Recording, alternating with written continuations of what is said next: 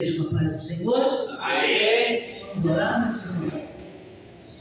Poderoso e eterno Deus, Pai, nos colocamos diante da Tua santa presença, Senhor. Queremos te agradecer, Senhor, pelos dizimistas, pelas ofertantes. Nossa, Senhor, sempre está provendo em nossas vidas, Senhor. Oh Deus, Pai, todo-poderoso, Pai. O Senhor use, Senhor, o Teu Filho nesta noite, Pai, para falar com a Tua igreja, Senhor. Que as Tuas palavras sejam pregadas na tábua do nosso coração, Pai. Assim eu te peço, Senhor, eu te agradeço. Em nome de Jesus. Amém.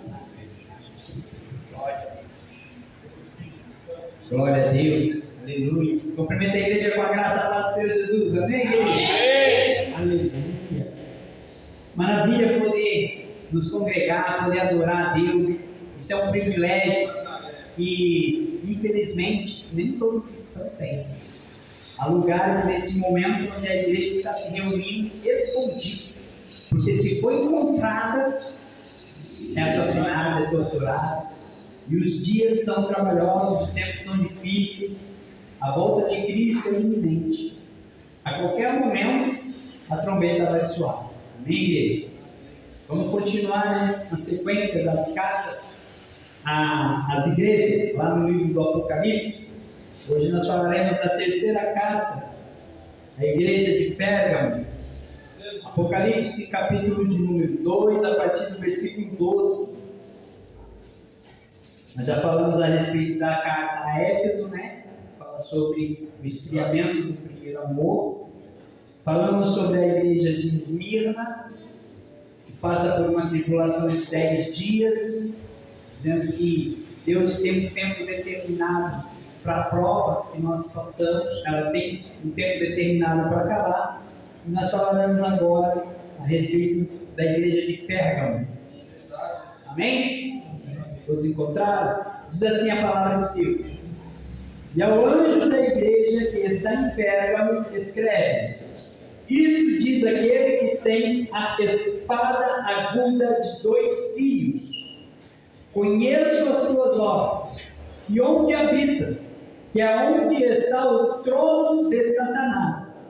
Mas retens o meu nome e não negaste a minha fé, ainda nos dias de Antipas, minha fiel testemunha, o qual foi morto entre vós, onde Satanás habita.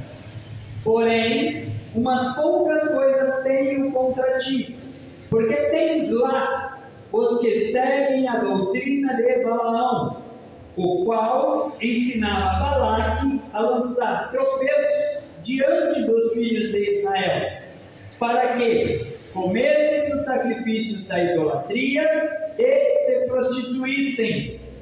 Assim tens também os que seguem a doutrina dos nicolaítas, o que eu aborreço.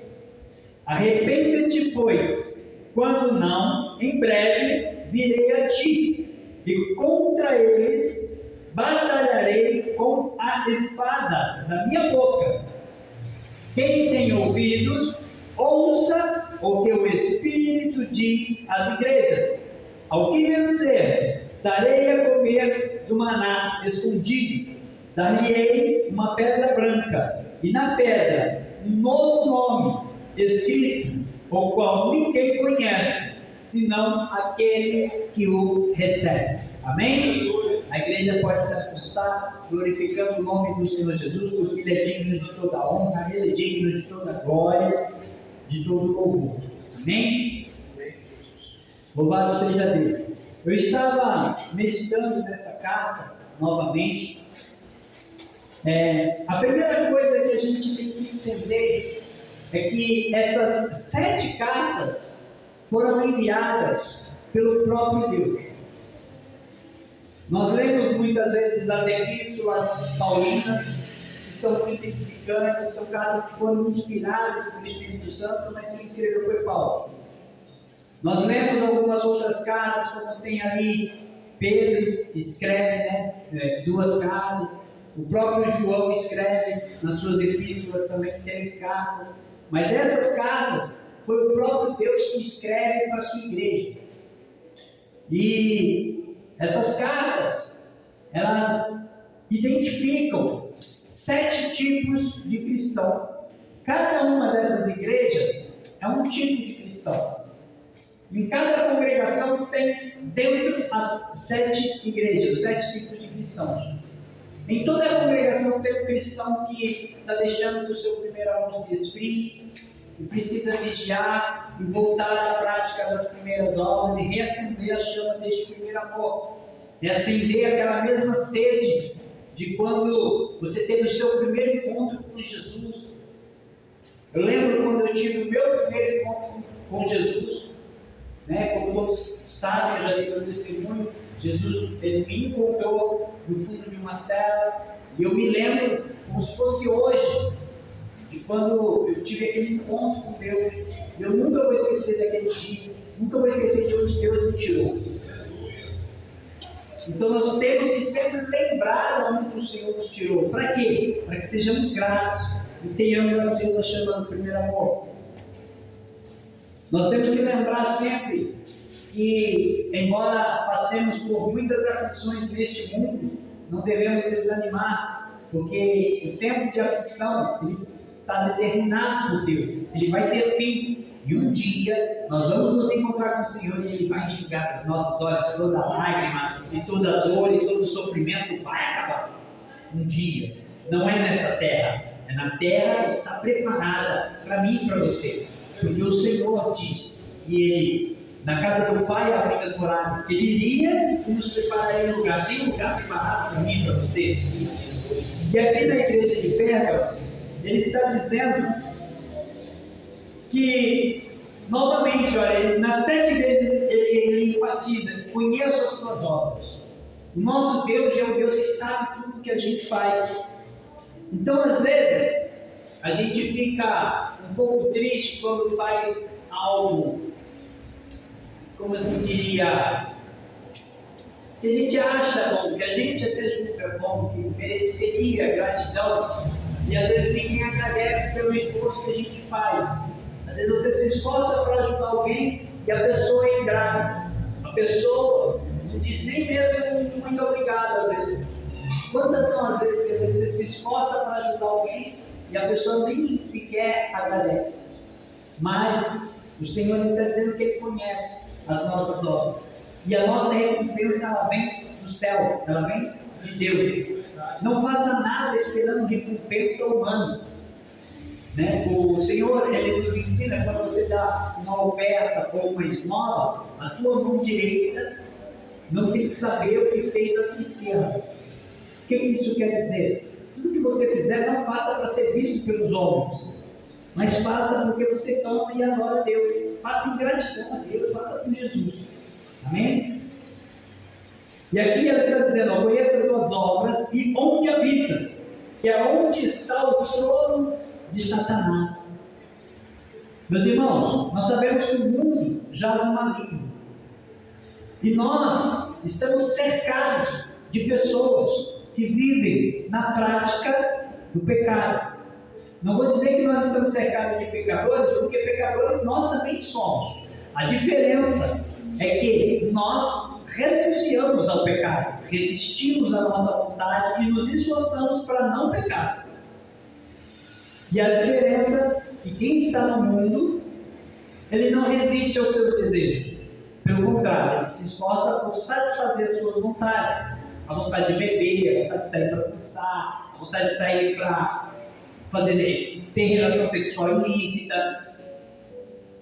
Então, nós nos esforçamos para negar os nossos desejos e fazer aquilo que é a vontade de Deus. Essa é a diferença entre o justo e o perverso, entre o que serve a Deus e o que não serve.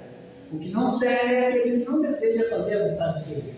Então nós habitamos onde está o trono de Satanás, o mundo.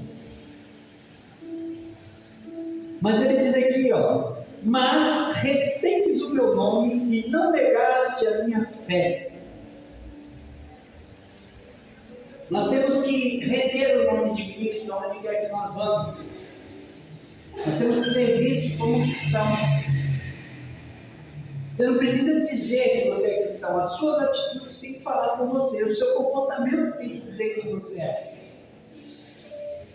nós seremos reconhecidos como cristãos, como nós verdadeiramente somos imagem e semelhança de Cristo.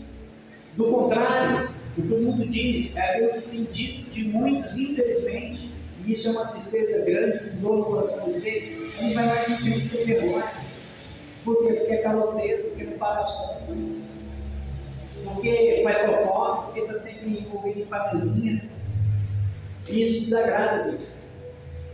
E nós, como igreja, nós temos que ser agradáveis a Deus.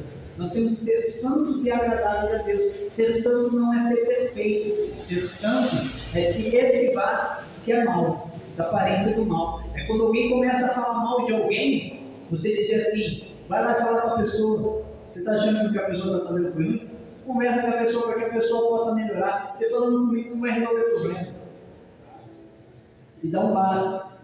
É o que nós devemos fazer como cristãos.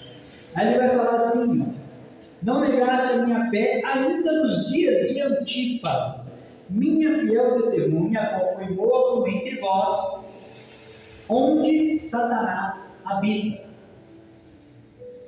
Antipas foi um cristão genuíno, um homem que servia a Deus na igreja de Pérgamo. E Antipas ele foi martirizado por causa da sua fé em Jesus.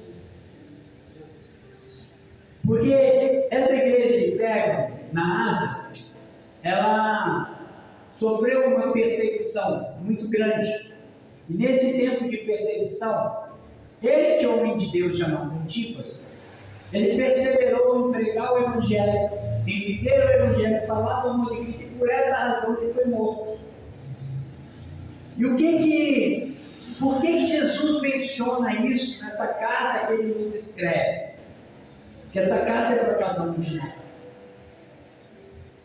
Ele menciona que quando nós formos perseguidos, quando falarem mal de nós, você é fanático, você é idiota, que você vai na igreja e vai dar dinheiro para o pastor, como se o pastor precisasse do seu dinheiro. Graças a Deus, eu como pastor tenho meu emprego, trabalho, graças a Deus eu também dou minha oferta. Graças a Deus por isso, porque tudo vem da mão de Deus. Ele é dono da prata e do ouro. Eu estou dando o que para Deus? Dando o que, gente? A gente nasce nu, sem nada. Tudo que temos, recebemos, mas Deus dá muito de Deus. Eu trabalhei para conseguir, mas Deus teve que te dar saúde, pelo menos, para você conseguir trabalhar. E trabalhar não é mais do que obrigação. Quem não quiser trabalhar, que não coma, diz o apóstolo Paulo. Trabalhar não é mais do que obrigação, todos devemos trabalhar. O próprio apóstolo Paulo, que era pregador do Evangelho, um dos maiores, se não o maior fundador de igrejas, de que a Bíblia relata, ele trabalhava, ele tinha um ofício, ele era construtor dos templos. Ele trabalhava junto com máquina e Priscila. E usava o que ganhava para pregar o Evangelho. Hoje tem muito mercenário, é verdade. Tem muita gente que cobra para falar do amor de Deus. Mas isso é porque ele nunca conheceu o amor de Deus. Ele só fala daquilo que ele ainda não conhece. Porque no dia que ele conhecer, ele vai ter um prazer tão grande de falar, de ministrar, que se ele puder tirar do bolso para pagar a passagem para ir, para anunciar o Evangelho, ele faz. Porque o amor não há nada mais prazeroso do que falar das boas novas da salvação. Não tem nada mais gostoso do que poder falar do amor de Cristo. E a pessoa que cobra para fazer isso é porque ela não tem prazer em fazer isso. Porque o meu galardão me vem do céu. Glória a Deus. Então, é fazer com Antipas, permanecer fiel, mesmo em meio às perseguições. É como nós cantamos agora há pouco, né? Te adorarei, Senhor, mais uma vez, e ainda que tirarem minha vida, quando chegarem no céu, te adorarei. Nós temos que estar verdadeiramente dispostos a, se necessário for, entregar a nossa vida de bom grado, sabendo que vamos chegar no céu e poder adorar a Deus. Pessoalmente, olha que maravilha. Hoje, nós o adoramos, né? Mas ainda não vemos como Ele é. Um dia nós vamos ver Ele face a face. O apóstolo Paulo fala assim isso. Hoje nós não vemos como que por sombras, por reflexo, sentimos ali uma gotinha da presença de Deus, né? E já é muito para nós. Mas um dia nós vamos ter toda essa glória, né, presente em nós. E como foi dito aqui, que é onde Satanás habita. Aonde Satanás habita? À nossa volta, ao nosso derredor.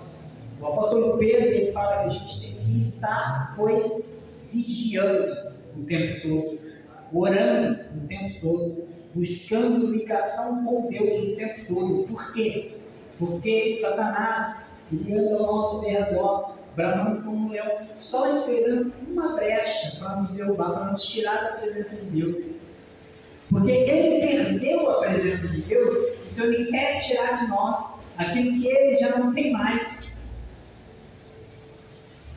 Mas fiel é Deus que nos sustenta e nos mantém de pé. Porque pela graça de Deus é que nós permanecemos de pé. Não é por nós mesmos, não é pela nossa força. Se fosse pela nossa força, eu pelo menos há muito já teria caído. Há muito. Mas graças a Deus que tem tido misericórdia. Verso 14. Porém, umas poucas coisas tenho contra ti, porque tens lá os que seguem a doutrina de Balaão, meu Deus, o qual ensinava a Balaque a lançar tropeços diante dos filhos de Israel, para que comessem dos sacrifícios da idolatria e se prostituíssem, ou seja, que cometessem pecado. Muitas vezes, dentro da igreja, tem pessoas que vai tentar fazer você cometer pecado, vai lançar pedra de tropeço no seu caminho, vai tentar te fazer irar, vai falar mal de você pelas suas costas. E o que você vai fazer quando você descobrir? Você vai lá tirar satisfação com a pessoa ou vai melhorar pela vida dela? Porque se você for lá tirar satisfação com ela, você foi vencido pelo mal. Você não tem que tirar satisfação com ninguém. Eu não me preocupo quando alguém fala mal de mim, porque eu sei que eu sou muito pior do que alguém conseguir falar. Eu tenho que melhorar muito, eu tenho que aprender muito cada dia. Nós somos miseráveis pecadores. Quando a gente se coloca nessa condição, quando alguém fala mal da gente vai até Deus e fala assim: Senhor, me perdoa se eu estou dando motivo para alguém falar de mim. Me ajuda a melhorar para que eu não dê motivo. E se está falando sem motivo, fica tranquilo. É Deus quem justifica aqueles que são justos. O justo não se justifica, ele é justificado por Deus. É o sangue de Cristo que nos justifica. Nós não precisamos falar por nós temos um advogado fiel. Temos um advogado fiel que se chama Jesus Cristo, que é vivo e poderoso na vida de todo aquele que nele confia. Nós não precisamos nos defender, nem defender a nossa fé. Nós precisamos perseverar na fé, não defender. Temos um Deus que nos defende. É Ele quem dá testemunho de nós quando somos atacados. É Ele quem dá testemunho. Se nós analisarmos no livro de Jó, por exemplo, quando os filhos de Deus se reúnem, Satanás está lá no meio, certo? Quem aqui é filho de Deus? Quando a gente crê em Jesus, nos é dado o poder de ser chamado filho de Deus. Isso não é para todo mundo, é só para quem aceita Cristo, tá? Não é todo mundo que é filho de Deus, todo mundo é criatura, feitura das mãos dele. Para se tornar filho, tem que receber Cristo, tem que receber o Filho. E aí o Espírito dele entra e fala em nós: Pai. Aí somos filhos de Deus. Quando nós nos reunimos aqui, para adorar a Deus, Satanás também está aqui. O diabo não entra na igreja. Me mostre um texto que diz que ele não entra na igreja.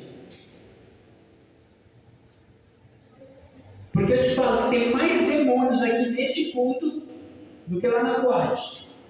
Porque os que lá estão já são dele. Ele não está preocupado. Ele está preocupado em derrubar eu e você. Em tirar eu e você da vida.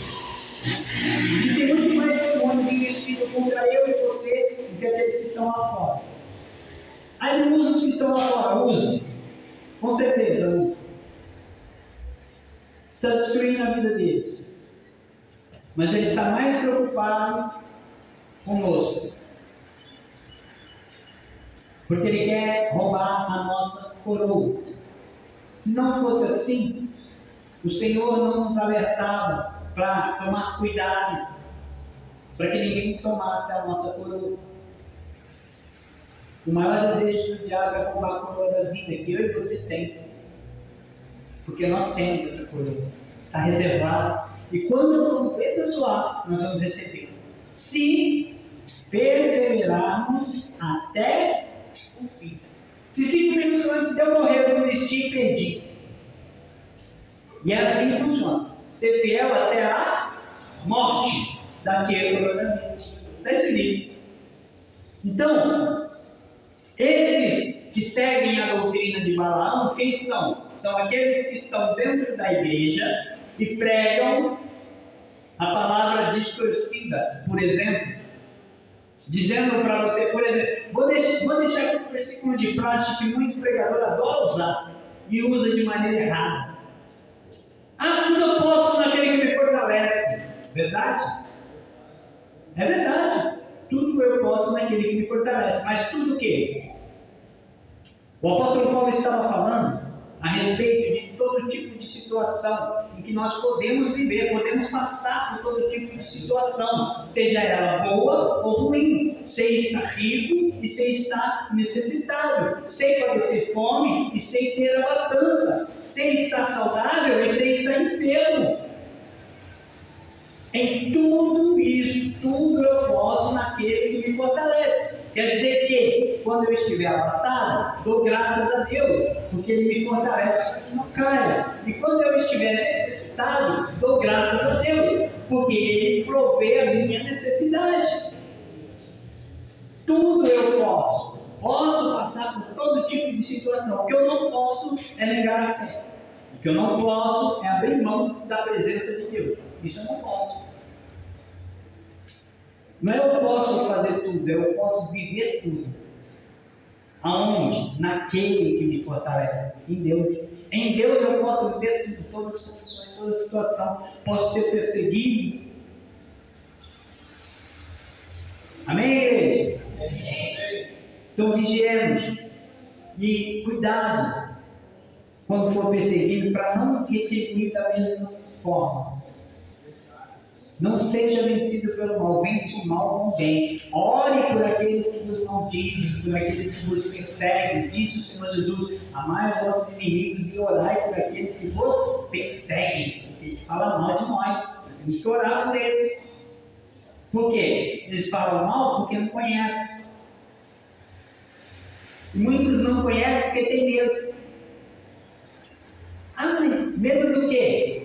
Medo de abrir mão das migalhas que tem no mundo.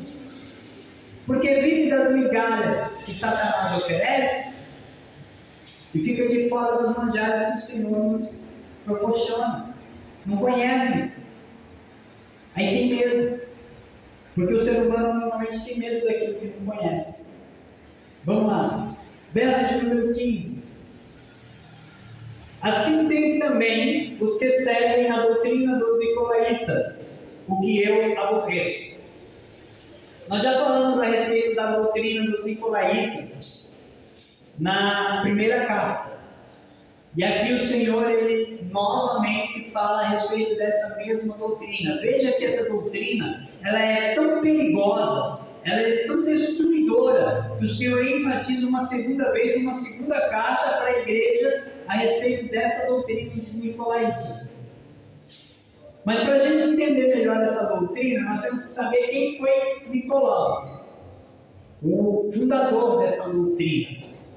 Nicolau foi um dos 7 diáconos que foi escolhido pela igreja, dos primeiros 7.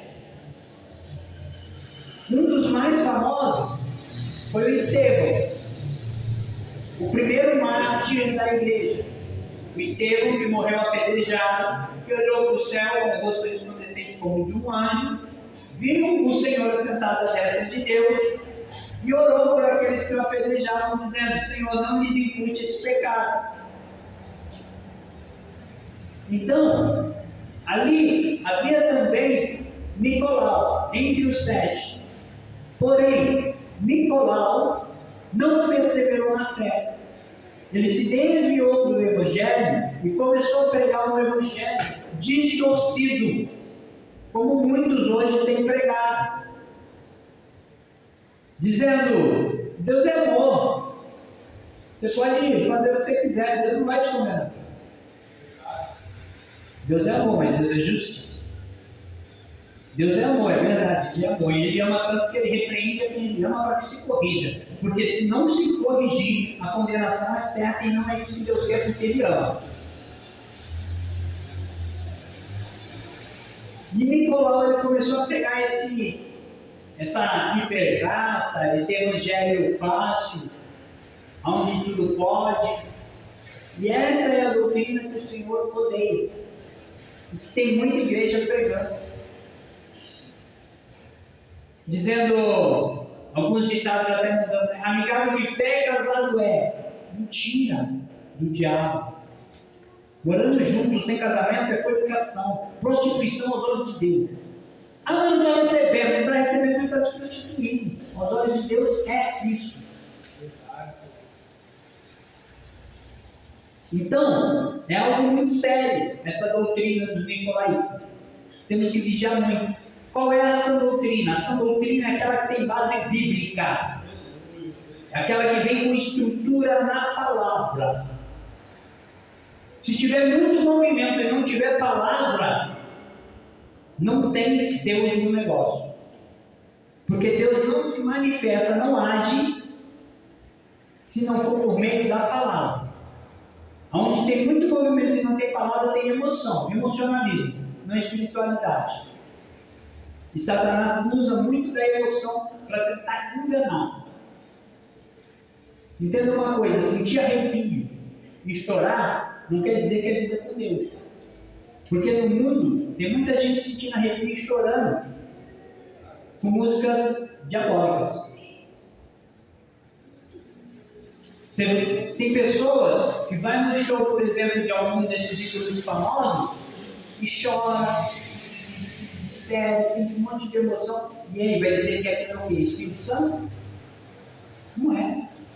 É emoção. E nós não vivemos por emoção, nós vivemos por fé. Uma fé racional, inteligente, num Deus que tudo criou e que nos deixou a orientação que nós temos que ter para nos aproximar dele. Qual é essa orientação? A sua palavra. Daí porque devemos meditar nas escrituras de dia e de noite. Isso quer dizer o quê? Meditar não é ler o tempo todo. Eu leio e fico ponderando na minha mente o que eu li, entendendo, buscando clareza, pedindo a Deus que me revele aquilo que está escrito, para que eu possa entender qual é a vontade perfeita de Deus e vivê-la. Amém, igreja? Então, cuidado com essa doutrina dos nicolaítas, esse negócio do tudo pode que Deus aborrece. Verso 16: arrepende-te, pois, quando não, em breve virei a ti, e contra eles batalharei com a espada da minha boca. Contra eles quem? Contra aqueles que estão no erro.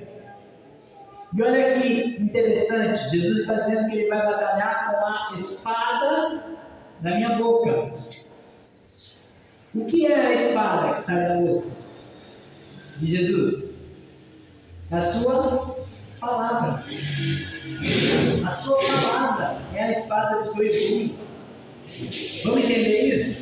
O apóstolo Paulo fala lá em Efésios que na armadura de Deus, certo? Tomai a espada. O que é a espada? É a palavra. Ele também fala que a palavra de Deus é como uma espada dos dois gumes, que penetra até a divisão de juntas e medulas da alma e do espírito. É essa espada que Jesus vai usar para pelejar contra o inferno e contra todos os seus adeptos, contra Satanás, seus demônios e aqueles que decidirem seguir o pecado, viver de qualquer forma.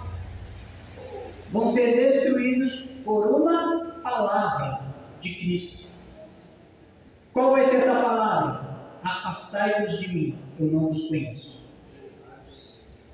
Essa é a palavra. Para todo aquele que não se coloca na posição agora, enquanto há tempo. Foi pregado aqui a respeito das virgens. Foi uma pregação que me exortou, me corrigiu em muita coisa, e eu louvo a Deus por isso. E glória a Deus por isso. E eu amo quando eu ouço uma palavra que me confronta, que me corrige, porque eu quero me corrigir, eu quero me consertar diante de Deus a cada dia. Eu quero aperfeiçoar a minha fé, a minha conduta de cristão. E o que é necessário é que nós estejamos apercebidos, enchendo as nossas vasilhas com o azeite. O que é o azeite? O azeite é o Espírito Santo. Devemos buscar mais a presença de Deus. Se não, tem muita gente na igreja, com a lamparina acesa, mas está vazia de azeite. Meu Deus, foi pregado, e é verdade. Jesus vai voltar, a pessoa está na igreja, está acesa, todo mundo está olhando, mas está zero de azeite, nada de espírito. Meu Deus, vai ficar. Quando Jesus voltar, vai ficar. Porque Jesus não quer aparência, ele quer o seu conteúdo. Do que está cheio o seu interior. Ele repreende os fariseus numa determinada situação, onde ele fala: sepulcros caiados, por fora vocês estão lindos, maravilhosos, mas por dentro está cheio de podridão. E aí?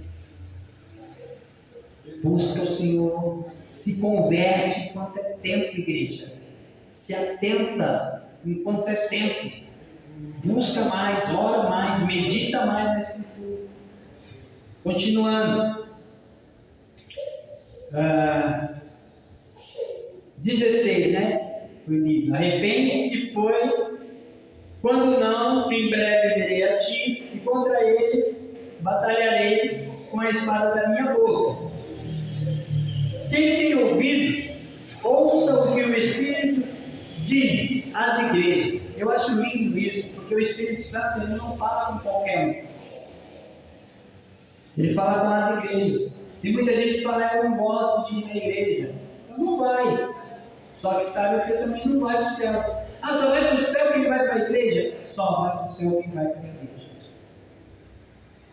Porque quem não congrega, quem não faz parte do corpo de Cristo, não pode ir para o céu. O céu foi reservado para Cristo. Nós, enquanto igreja, somos membros deste corpo do qual Cristo é o cabeça. E nós somos os membros. Quando eu estou fora, membro amputado não tem vida. Se você cortar um membro do seu corpo, tirar ele do corpo, ele morre. Nós somos membros do corpo de Cristo, que é a igreja. Fora da igreja, somos membros amputados, sem vida. Por isso é necessário congregar. Para que a nossa fé esteja viva e eficaz, porque a fé vem para ouvir e ouvir a palavra de Deus, que é o que nós estamos fazendo aqui. Ouvindo, escutando a palavra. Aprender a respeito do Senhor. É importante a escola bíblica. É importante para aprender de Deus.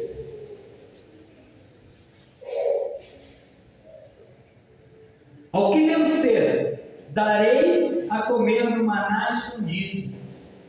Darei uma pedra branca e na pedra um novo nome escrito, o qual ninguém conhece, senão aquele que o recebe. Uma coisa que é certa é que o nosso nome novo é um nome dado por Deus. Por que um novo nome? Eu fiquei perguntando a mim: por que um novo nome, Senhor? Porque as coisas antigas já se passaram e tudo tem que ser novo, tem que ser tudo novo. O nosso corpo vai ser um corpo novo. Vai ser um corpo glorificado. Nós teremos um corpo perfeito, que não mais tem desejos pecaminosos. Nós seremos transformados por completo. Inclusive, o nosso nome será mudado. Deus nos dará um novo nome, o qual só Ele e nós é que conheceremos. Deus tem preparado para nós algo novo, algo maravilhoso. A Bíblia diz que o que Deus tem preparado para nós, nem olhos viram, nem ouvidos ouviram, nem jamais penetrou em coração de ninguém. É tão maravilhoso, é tão tremendo o que Deus tem para nós, que ninguém consegue nem imaginar o quão maravilhoso é. Eu vi alguns vídeos criados por aquela IA, inteligência artificial, que tem nada a ver com o que diz a Bíblia. Mostra um pouco só um riozinho ali, um negócio assim, meio até monótono. Não vai ser assim não. Não adianta, porque a gente querer imaginar que os olhos nunca viram, o ouvido não penetrou nem no entendimento humano. O que Deus tem é maravilhoso demais. Quando o apóstolo Paulo ele vai falar a respeito de que ele teve um arrebatamento e ele é levado ao terceiro céu, e ele fala que lá ele viu coisas inefáveis, indescritíveis. Ele não conseguiu colocar em palavras. O apóstolo Paulo era um homem extremamente eloquente, extremamente estudioso, ele falava 4 idiomas. O cara era formado no que tinha de melhor na época. Ele era um fariseu formado aos pés de Gamaliel, que era um dos melhores instrutores. Então Paulo era extremamente instruído e inteligente. Um homem que sabia falar muito bem. E ele diz assim, ó, o que eu vi não dá para descrever. O homem que falava 4 idiomas, se juntasse os 4 idiomas, não dá para descrever o que ele viu. É isso que Deus tem preparado para nós. Tem noção? Dá para ter pelo menos assim, uma ideia do que é mais ou menos? Porque a gente não vai conseguir imaginar, mas é algo maravilhoso demais o que Deus tem para nós. Sem falar que no agora nós já temos uma vida maravilhosa com Cristo, mesmo em meio às lutas, mesmo em meio às aflições e às dificuldades. Não tem nada melhor do que a gente poder, às vezes sozinho, no quarto, dobrar o joelho e começar a falar e sentir a presença do Espírito Santo. E sentir que Deus está ali te ouvindo, te abraçando, dizendo, filho, não tema, eu sou contigo. Aquietai-vos de saber que eu sou Deus. Fica tranquilo, no momento certo, a provisão chega. Nem antes e nem depois. Deus não tarda. Deus age no momento certo. Ele sabe o que faz, ele é perfeito. E a vontade dele é perfeita e agradável. Mas nós temos que nos colocar na vontade dele. Para de querer fazer do seu jeito. Não é do seu jeito. Não é quando você quer, nem como você quer, do jeito que ele determina, porque ele é Senhor. Nós somos apenas servos. Temos que nos colocar no nosso lugar de servo. Porque todo aquele que se humilha, Deus exalta. Nós somos humilhados e exaltados. É o que se humilha, o que se coloca na posição de servo, aos pés do Senhor, como também foi pregado aqui outro dia. Maria, adoradora, que entra na casa de Simão, derrama o seu tudo, seu vaso de alabastro, derrama até a última gota daquele nardo puro, preciosíssimo. Ela ofereceu o que tinha de mais precioso. Abraão ofereceu o seu filho Isaac, o que tinha de mais precioso. Moisés renunciou a sua vida no palácio de Faraó para ficar aqui um bom tempo sendo preparado no deserto. Quando ele volta, Faraó oferece para ele o lugar dele. Não, você vai ficar aqui no palácio, toda riqueza, todo luxo. Moisés fala, não,